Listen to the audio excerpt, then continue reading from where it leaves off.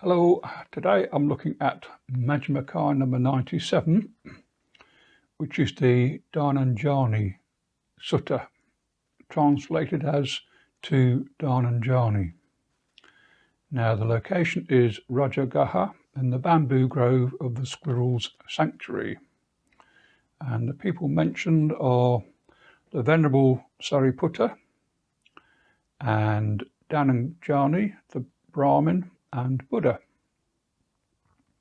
Now the sutta starts, it appears just after the rains retreat, and a bhikkhu or monk is describing to Sariputta about his meeting in Rajagaha with a Brahmin called Dhananjani, whom he describes as plundering other households, lost his wife from a clan with faith, and remarried a woman without faith.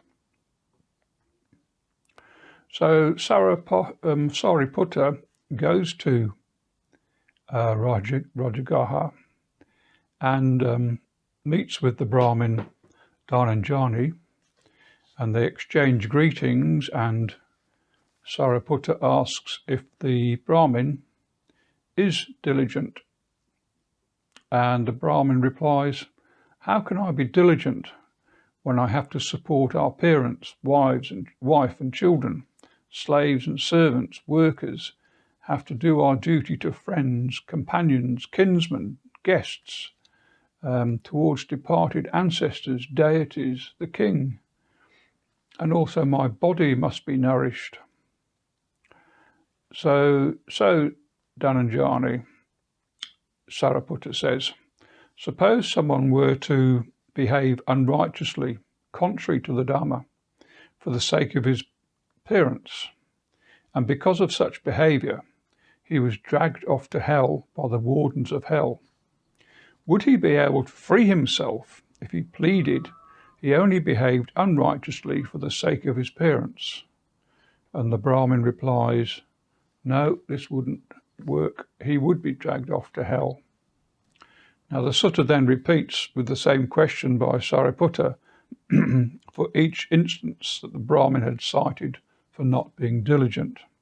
So for the sake of his wife, for the sake of family, for the sake of friends, for the sake of the king, etc. And each time Dhananjani, the Brahmin, agrees, he would still be dragged off to hell, regardless of the excuse for his lack of diligence.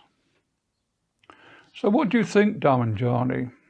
Who is better? Someone who behaves contrary to the Dhamma, behaves unrighteously for the sake of his parents, or one who, for the sake of his parents, behaves righteously according to the Dhamma?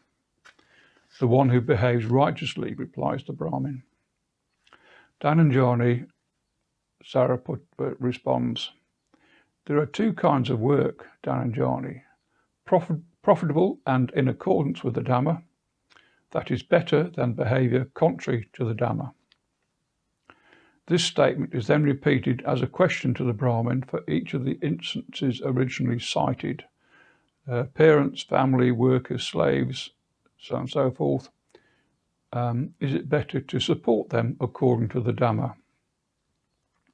Dhananjani agrees it is better to support all these people by acting according to the Dhamma. Dhananjani then thanks Sariputta for his advice and departs. Now, sometime later on, Dhananjani falls gravely ill and requested an audience with Sariputta, his message first going to Buddha before the request is made to Sariputta. When Sariputta arrives at the Brahmin's residence, he inquires after the Brahmin's health. Dhananjani says his condition is deteriorating, feeling like his head were being split open with a great sword. Violent winds are carving up his stomach. His whole body feels like it is burning. Now, just as an aside, it's sort of suggested in the commentary that Sariputta, the monk, and Dhananjani, the Brahmin, are known to each other. Hence, the Brahmin agreeing to meet Sariputta in the first instance, which I sort of skipped over a bit. where Sariputta goes to the Brahmin and then suggests the Brahmin come to see Sariputta later on, which the Brahmin accedes to. And that is also seen that the Brahmin's taking advice from Sariputta. And now it appears that Sariputta, realizing his friend is dying, and he wishes to make his friend as comfortable as possible. So picking up from the sutta again. So the sutta continues, asking which realm it is better to be in. And then he lists the realms with Dhananjani responding. So the realms go as follows. Is hell or the animal realm better? And it's the animal realm. Is the animal realm or the realm of ghosts better? The realm of ghosts. Is the realm of ghosts or the realm of human beings better? The realm of human beings. Is the realm of human beings or the gods of the heavens of the four great kings? And it's the gods of the heavens of the four great kings. And the gods of the heavens of the four great kings or the gods of the heavens of the 33. And it's the gods of the heavens of the 33 are better.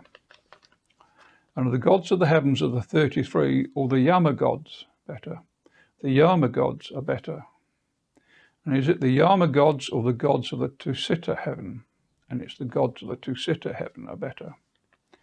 And the gods of the Tusita heaven or the gods who delight in creating? And it's the gods who delight in creating. And the gods who delight in creating, are they better than the gods who wield power over others' creations? And it's the gods who wield power over other creations. And is it the gods who wield power over the other creations or the Brahma world? Here Dhananjani says, the Brahma world, Master Gotama.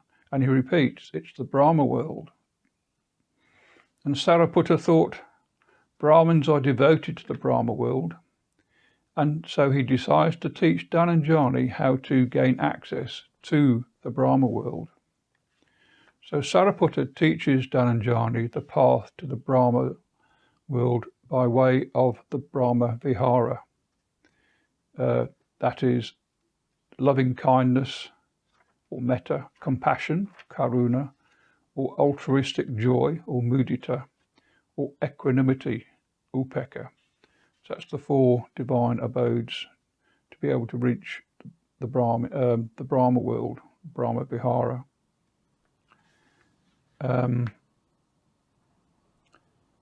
Now the text refers to the Brahma world when it's mentioned as being the inferior Brahma world. And upon hearing of this conversation, Buddha says that Sariputta has left the Brahmin when there was still more to be done. So that bit of text sort of drops in with that introductional entry. So it's just a remark that this is the inferior Brahma world.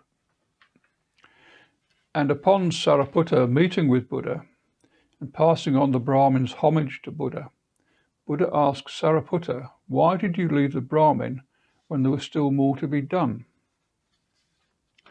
So the suggestion is that Sariputta could have taught the Brahmin to enable the Brahmin to arrive at the supramundane path and enlightenment, but Sariputta didn't. And by way of reply, Venerable Sir, he says to Buddha, I thought this, these Brahmins are devoted to the Brahma world, the Brahma Loka, so I thought it best to teach them the path to the company of Brahma. Buddha confirms this by saying, the Brahma Dhananjani has died and has reappeared in the Brahma world. And that's the end of Majjhima Nikaya number 97, the Dhananjani Sutta. Thanks for watching.